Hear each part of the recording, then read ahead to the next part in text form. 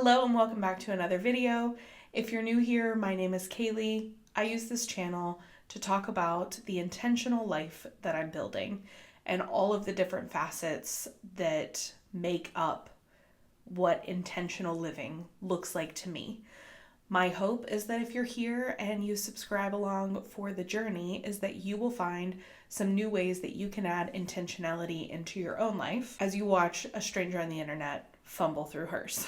Today we're going to be talking about digital minimalism. I have addressed my approach to minimalism when it comes to material things on this channel before, and there have been and will be various videos of different aspects of my life where minimalism feels most true, most intentional. And digital minimalism is a new term to me. I have been wanting to explore what support systems I need in place in order to have less screen time in general. And I think I've finally gotten so sick of how much time I waste on my phone, and two, have the motivation to want to change that and know myself well enough to know what I need to put in place to make that happen in a way that doesn't feel limiting or that doesn't feel like a punishment, but it feels like it's aligned with what I want my day-to-day to look like when it comes to how much time I'm spending looking at a screen, whether that be my laptop or phone, for something that is not productive, creative, work-related, or joy-related. And that is hard to figure out, right? Because there is literal scientific research that shows us our brain gets a dopamine hit as we see the likes on our post, as we see who watched stories, as we scroll through reel after reel, TikTok after TikTok. We literally get rewarded. Our brain gets a reward for those things. And what I have been striving to do is dismantle that reward system for myself because of the negative impact that it had on me. So I want to use our time here today to take you through a little bit of a timeline of my journey through digital minimalism before I even knew that was a thing. Because the catalyst, and I think for most of us, it's true, that the catalyst for change in any area of our life comes from a combination of motivation, a recognition that our well-being is being impacted in a negative way, and being able to find joy and get those little brain rewards through a different system that has more positive impact than it does negative impact in various aspects of our life. What's made it really hard is these computers that we carry around in our pocket, our cell phones, our iPhones, our Androids, all of these things that make access to people and information so much more prominent than it ever was before, and personally than I would ever have wanted it to. But all of the negative impacts are just fully ignored by these giant companies because they're making money. So what can we do as individuals who feel like something needs to change? I'm gonna tell you what I did. Take whatever feels good, leave whatever doesn't feel aligned. And this is not a, here's how to become a digital minimalist, here's how digital minimalism should look. It's just a, here's how I have found the best way in which digital minimalism has made a positive impact on my life, but even just my daily use of my phone and my computer. So in 2017, I started to notice my mental health would tank after looking at Snapchat.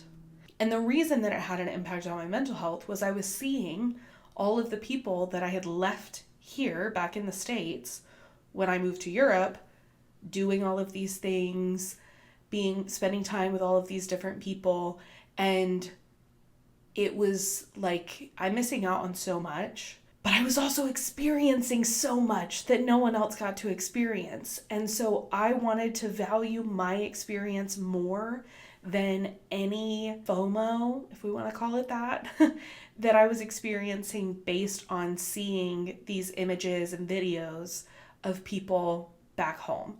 Because I was not really using Snapchat at all to communicate with anyone. Like, I didn't have snaps going with people. It was just watching, like, I don't even remember what they were called, but essentially like the Instagram story of Snapchat. And so that was a really easy thing to do. Delete Snapchat 2017. And then I saw an increase in my mental well-being at that time, which was fantastic. And I'm aware now that Instagram and Twitter, also now known as something different, and Facebook were also impacting my mental health, but I noticed Snapchat had the highest impact negatively, where there was still some sort of reward happening for those three applications that made it worthwhile, seemingly, to stay on them. Until 2018, in which I got off Twitter. It became a scrolling app. So this is before TikTok, this is before Instagram Reels. So Twitter is the app that I would scroll and scroll and scroll and scroll. Also, a lot of like news stuff from the States was on Twitter, whereas I wasn't seeing that really anywhere else. And I decided to delete it. I wasn't using it to communicate with anyone. I was literally just lurking and reading things on Twitter. And that was something that I could easily cut out. It's impacting me negatively. I'm not using it for any other purpose. Let's get rid of it. So January 2nd, 2019 is when I realized how much I was relying on likes and comments through Instagram specifically, and how that was messing with me with how much I would check it, or if I got a notification on my phone and it wasn't a notification that someone had liked or commented my post, which sounds ridiculous, okay? I hear it. It sounds ridiculous because it is ridiculous and it literally doesn't matter. But I found myself being very consumed by that. I would then get sad if it wasn't an Instagram notification when I got one to my phone. So in January of 2019, I decided to turn off all notifications on my phone except for calls and texts. When I moved back to the States, I got a job, but it was my first job where I felt like I had to be available, even when I wasn't working. Even outside of working hours, I felt like, I should be available. So I had my work email on my phone, and that was not good for me because I would check it completely out of routine. It could completely derail a day. I would read an email before I went to bed, and then I wouldn't be able to sleep because of seeing it. Or I would see emails on my off days or when I was on vacation and get completely turned around or upset or anxious or frantic and feel like I had to respond, even when I did not need to respond. Actually, in 2020, no, that wouldn't have been true because there were no vacations in 2020. So maybe earlier 2021, kind of my entry to not having my work email on my phone anymore was taking it off when we went on vacation, or like I would delete the app on the weekends so that I wouldn't be able to check my work email on the weekend, and I would delete the app when we would go on vacation so I couldn't check on vacation. And then later in 2021, that felt so good and it was so rewarding to not see those things that I decided to completely remove my work email from my phone. So that was kind of the simplification of my phone for a really long time. No Snapchat, no Twitter, and no work email, and then no notifications from anything other than messaging apps and phone calls. And that was fine for a while. I'm sure that there was a lot of time spent on my phone. I wish that I could go back a number of years and see my screen time numbers, because I think that would be really interesting. But it felt pretty aligned with where I was at, and I didn't really change anything for a while. What did change was 2023. I sold my Apple Watch. I hated getting notifications to my wrist. I also got into this mindset of if I went on a walk but I forgot to wear my Apple Watch, the walk didn't count. And that's not a good mental place for me to be in. I'm sure for other people, it wouldn't faze you at all. For me, I knew that it was impacting me. And so I didn't want this device to be able to tell me that or make me feel that way. So I sold my Apple Watch. So then also in 2023, I don't remember when exactly, I took Facebook off my phone, but I could still access Facebook through Safari. I don't know if you've tried to get on Facebook on a browser, especially on your phone, but it acts a lot different. Like the interface is very different. And so even just kind of that mix up was enough for me to not spend as much time on Facebook as I was when it was the application. And then we hit 2025 this year, where everything was already moving in the direction of intentional living. In 2023 is when I noticed it. Catalyst 2023, 2025, I would say is settling into the routine and the new ways of life that we started to create in 2023. And the reason I say that is because there have been a lot of changes since the beginning of this year. In January of 2025, I deleted Instagram from my phone and I blocked Facebook.com because I was accessing it through Safari on my phone, and now I cannot access it at all on my phone. And I deleted the Instagram app from my phone because I noticed two things. One, the amount of time that I was spending on the app. And number two, with the political climate, there was nothing positive enough on those platforms that was worth me spending hours on them. But I recognized that I was just replacing that time with something else. YouTube.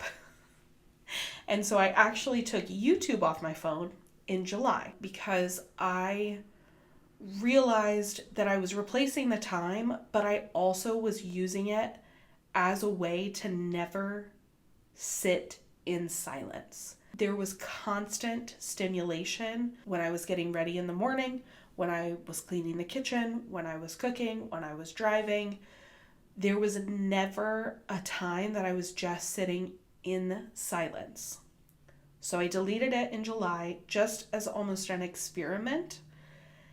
And can I tell you the amount of creative thinking and the amount of critical thinking I have been able to do since deleting that and not having immediate stimulation available to me in the palm of my hand. It's crazy. And with my phone is the thing that I needed a cleanse of the most. It goes everywhere with us. So I didn't want access to things. I didn't want access to numbness, distraction, stimulation in the palm of my hand anymore, because if it was there, I was using it. I would rather spend that time reading or thinking or listening to music, doing something that fills my cup versus drains it. Because whether it feels draining or not, all of those applications are draining to some capacity. For others, it's less draining. And then for people like me, it's significantly draining. So I did all of that with my phone specifically. There is something that I've done with my computer as well since having taken all of that off of my phone. One thing is I found this extension to add to Google Chrome called Limit. So I've put a limit on there for 30 minutes a day on Instagram and 30 minutes a day on Facebook. And then when I hit the timer, this like green screen with a butterfly comes up and it's like, you've hit your limit for today. Whereas on my phone, if you set a screen time limit, it's literally just at the bottom of the screen and it says ignore limit. And you can either ignore it for a minute, 15 minutes, or for the rest of the day.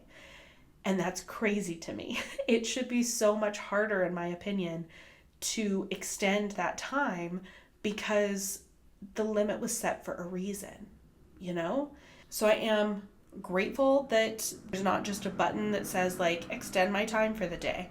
Also, it's interesting because there's probably a time in which I won't even want to be on Instagram anymore because I can't post anything from my computer. So I think that there's a day in which I completely delete Instagram. I do still watch YouTube on my laptop, and I have watched a lot of content, but it's only when I can have access to my laptop. So it's still decreased the overall amount of time per day, and that's felt really good. I'm curious if I'll ever want to put like a time limit on YouTube, but at this point it doesn't feel necessary. And then I am still reading quite a lot. I'm still playing video games, but not in a compulsive way. It's much easier for me to like pick up a game and put it down or pick up a book and put it down than it used to be because I was trying to fill time with something. It would be like all consuming. I do have a little bit of data for you because I was curious. When I had Instagram on my phone, I averaged 7 to 9 hours, mostly 9 hours a day looking at my phone. Disgusting. I hate that. I hate that. And I hated it when I was looking at it. But until then, I wasn't prepared to let go of those distractions because of what they provided to me before January of this year, when I recognized the negative impact far outweighed any benefit I was getting from the distraction. When I took those off, my average went down to 4 to 5 hours per day. Better, still higher than I wanted it to be. So then I took YouTube off my phone. With no YouTube, my average per day is now 2 hours or less most days. So the data is also very rewarding to see that we're at 2 hours or less average per day, and I know exactly where those minutes are being spent. Some other things that I did along the way and that I still do now, because there are apps that don't really provide any value in the way of like, they're not videos, they're not posts by other people, but I do like gravitate towards opening them when I'm bored. So I started to move my apps around my phone. We have such muscle memory when it comes to our devices about where certain applications are. And so when we get bored, notice next time when you get bored and you pick up your phone, how quickly are you able to unlock your phone and immediately open an app that provides a distraction or some sort of stimulation? Because I guarantee you it's very quick. It's very quick. I also went through like a huge unfollowing spree on Instagram. I also, even on my computer, I have every single one of my friends on Facebook muted because the only reason I use Facebook is for my job. At the beginning of the year, I made a vision board. I made it digitally because that's what I prefer to do. And I literally put on there a picture that just says less screen time. And it took some time, but I shaved off 7 hours. 7 hours a day. And I don't feel like I'm missing anything. I do forget my phone now. I forget where it is and I forget to look for it because I also am one of those people that keep it on silent all day. So I can put it down and then I immediately forget where it is.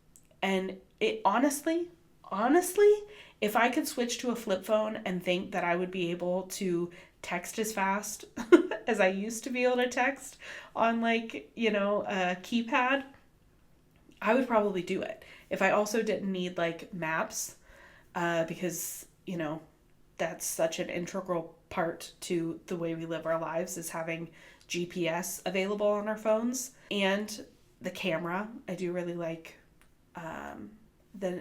the access to a pretty good camera on my phone. I would switch to a flip phone, really pulling it back. And my phone is for messaging. My phone is for connection. That's what it is. My phone is for connection. That's what they were meant for. That's what they were built for initially. Connection. Connection with people that couldn't be right next to you.